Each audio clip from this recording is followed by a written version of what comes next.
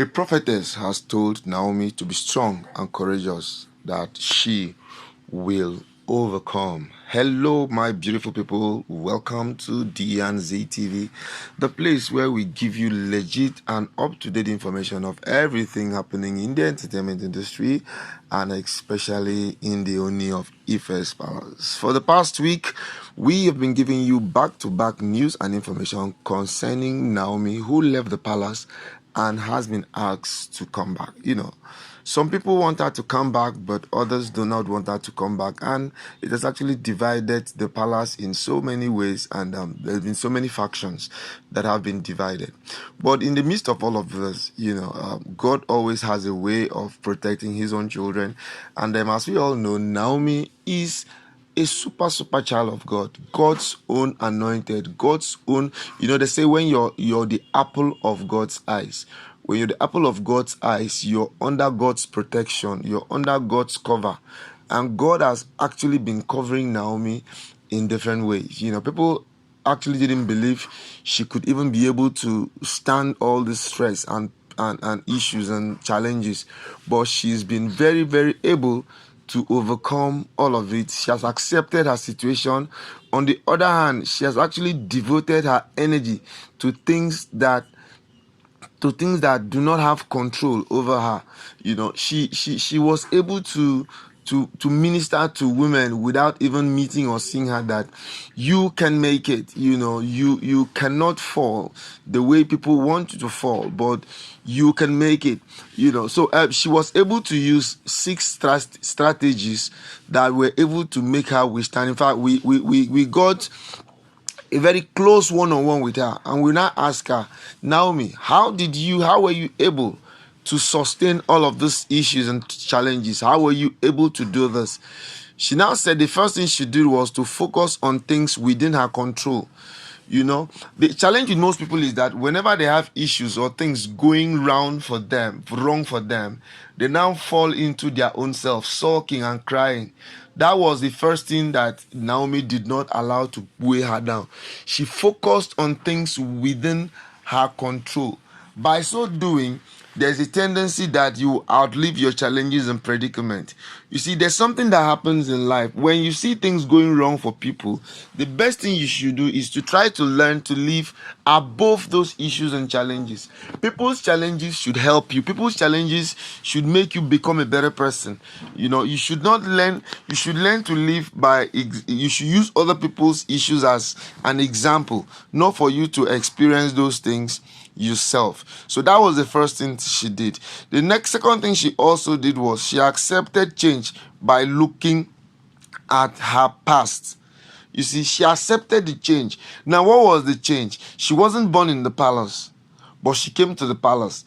And from the palace, she now left the palace again. And now there are agitations for her to come back, which she's actually not considering, because she has found another love. You see, when you leave your comfort zone and begin to look outside for succor, when you leave your comfort zone and make up your mind to move on, not minding all the lagis you've been enjoying in the palace. If the palace is not okay again for you, my brother, the best thing you can do is to move on. And that was exactly what she did. Now, she also prioritized her relationships. Prioritizing your relationships now is that you need to put value at the things that add value to you. It doesn't make sense that people are not adding value to you, and you're always there still putting your mind in it and trying to make it work. Yeah, you can try at some level, but you get where you go reach, you go do waiting, you go now face reality. And when reality dawns on you, you will do nothing but to face reality and try and see how to move on. So she prioritized her relationships. She's not quarreling with the Ooni of Ife, but she made it clear that she cannot be in this polygamous home. That is actually affecting her psyche. It's actually making her not to focus and take care of her son, which is actually the principal thing for her. And don't forget, the Ooni does not have another male son, another male child again. So if she fails in taking care of that boy, now the onus now falls on her that she has failed. So what she now did was she decided and made up her mind that she was going to prioritize her relationships and move on. Then don't withdraw in tough times. Now, there's an adage that says, he who fights and runs lives to fight another day. So what she now decided to do was she decided to withdraw so that she can now work on herself to know when to come back. You see, it could have been bad for her to be in the palace and then now force her and ask her to leave. But what she decided to do was she decided to withdraw. It was the withdrawal now that actually helped her to gain her confidence back. She was able to get her self-worth back.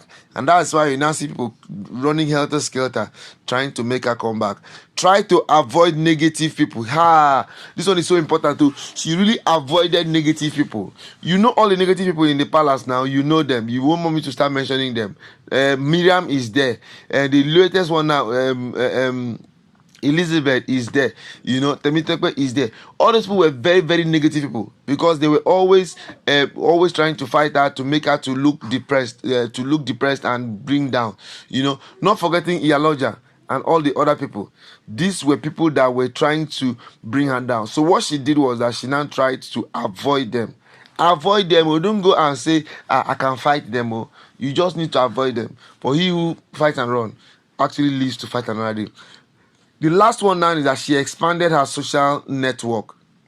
Did you realize that immediately she left, that was when she now actually took social media very, very, very serious. She was now doing things back to back. She formed alliance with different people, formed alliance with Pastor Ronke, and she started doing things. That is how you're supposed to be. Once you leave where you are, that people think that you're going to remain there. Do not, I repeat, do not try to allow your background put you on the ground. Especially when you know that you were not born into royalty. You were not born into royalty and you now got into royalty and the royalty did not work. Before you know it, you just cast. Before you know it, you now begin to remain irrelevant. Before you know it, nothing is working again for you. That is not a very way to go. That is actually not the very way to go. Let us try and emulate and learn from the life of Queen Naomi. Queen Naomi has been a very exemplary person that all women all over the world should study. In fact, Naomi should be a course in higher institutions.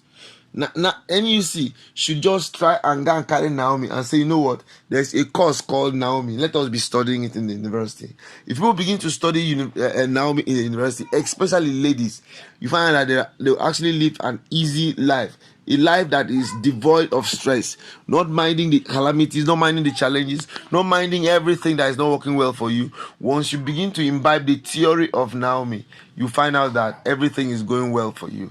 All right, people, this is how far we'll be going today. I want to really say a special thank you to all our old subscribers who've been coming back. We want to say a special thank you. And for the new ones too who've been coming, we really want to say thank you. And if there's anything you want us to talk about on this channel, let us know and we will talk about it. Thank you and bye-bye.